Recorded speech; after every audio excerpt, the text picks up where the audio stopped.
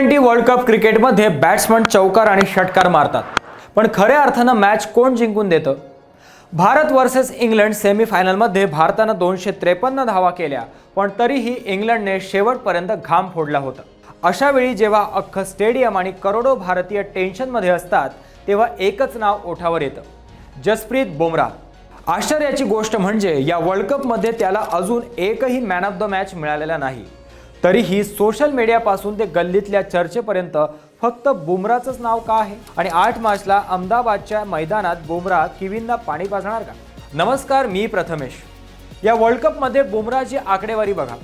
त्याला पुरस्कार मिळाले नसतील, पण त्याच्या 4 ओव्हर म्हणजे भारतासाठी इन्शुरन्स आहे। इंग्लंड विरुद्ध जेव्हा सामना सुरू होता, तेव्हा बेथल आणि आर्चर फटकेबाजी करत होते, आणि तेव्हाच बुमराहनं अशा वेळी विकेट काढल्या आणि अशा वेळी धावा रोखल्या जेव्हा इतर बॉलरना मार पडत होता। त्याची ती युनिक ॲक्शन आणि जगातील सर्वात घातक यॉर्कर। फलंदाजाला कळायच्या आत स्टंप हवेत असतात। बुमराहचं यश त्याच्या विकेट्समध्ये नाही, तर त्याने निर्माण केलेल्या दहशतीत आहे। बुमराहची स्टाईल सर्वात वेगळी आहे। तो शॉर्ट रनअप घेतो, पण त्याचा रिलीज पॉइंट इतका अचूक आहे की बॅट्समनला चेंडूचा टप्पाच समजत नाही।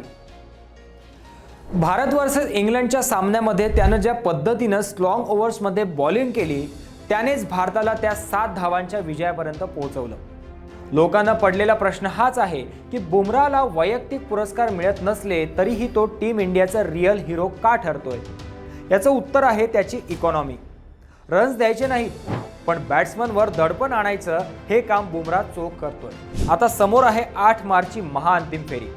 न्यूझीलंडकडे फिन ॲलन सारखा स्फोटक ओपनर आहे, ज्यानं 33 चेंडूत शतक ठोकलंय। तसेच डॅरिल मिशेल आणि केन विल्यमसन सारखे तंत्रशुद्ध फलंदाज आहेत, पण बुमराहकडे या सर्वांसाठी उत्तरं तयार आहेत। फिन ॲलनच्या पायात पडणारा बुमराहचा यॉर्कर किंवा विल्यमसनला गोंधळात टाकणारा त्याचा स्लोअर वन, हेच भारताच्या विजयाचं सूत्र असणार आहे। बुमराहचा रेकॉर्ड सांगतो की मोठ्या सामन्यात तो अधिक घातक होतो। अहमदाबादचं नरेंद्र मोदी स्टेडियम हे बुमराहचं होम ग्राउंड आहे। इथल्या खेळपट्टीचा कोनाकोपरा त्याला चांगलाच माहिती आहे। किवी फलंदाजांनी कितीही तयारी केली असली तरीही बुमराह नावाच्या वादळाला थोपवणं सोपं नाही। आता 8 मार्चला बुमराह आपल्या आयुष्यातला सर्वात मोठा स्पेल टाकून भारताला वर्ल्ड कप मिळवून देईल, आणि सर्वात महत्त्वाचं म्हणजे फायनलमध्ये तरी त्याला मॅन ऑफ द मॅच मिळेल का? मित्रांनो, तुम्हाला काय वाटतं? बुमराह फायनलमध्ये न्यूझीलंडच्या किती विकेट्स घेईल आणि 7 धावांच्या त्या विजयाचं खरं श्रेय तुम्ही कोणाला द्याल? बुमराहला की संजू सॅमसनला? तुमची उत्तरं कॉमेंट्समध्ये नक्की कळवा। भेटूयात पुढच्या व्हिडिओमध्ये।